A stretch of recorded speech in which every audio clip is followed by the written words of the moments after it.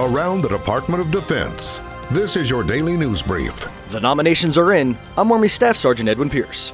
Navy Admiral William Moran and Marine Corps Lieutenant General David Berger spoke at the Senate Armed Services Committee as nominees for top brass. Admiral Moran, if confirmed, will be the 32nd Chief of Naval Operations. It's an honor to appear before you this morning as the nominee for Chief of Naval Operations, and I'm grateful for the confidence expressed by the President of the United States, our Acting Secretary of Defense Shanahan, Secretary Spencer, and of course our Chief of Naval Operations, Admiral John Richardson. If he's confirmed, General Berger will be the 38th Commandant of the Marine Corps.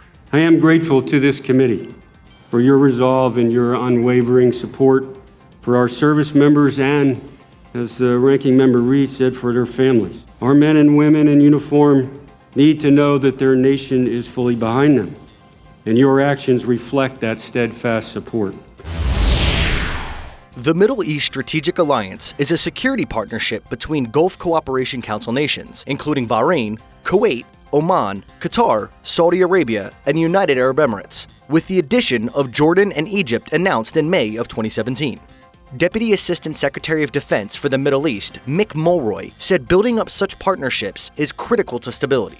The intent, he said, is to work together with Gulf Cooperation Council partners to make them more effective so the United States can best defend itself and stabilize the region.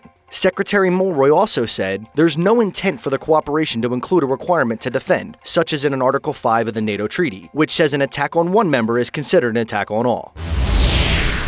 Vice President Mike Pence spoke to the crew of the USS Harry S. Truman at Naval Station Norfolk, Virginia. It really is an honor to stand before all of you here at the largest naval base in the world. To stand before men and women who step forward to serve in our all-volunteer Navy, to serve in a cause greater than yourselves, to consider others' lives more important than your own. It is a noble calling, and you've answered the call in the cause of freedom, and you have the respect and gratitude of the American people. The crew enjoyed the opportunity to hear from their vice president. That's your DoD News Brief, and I'm Army Staff Sergeant Edwin Pierce. You can find more stories about your military at defense.gov and by using the hashtag KnowYourMil.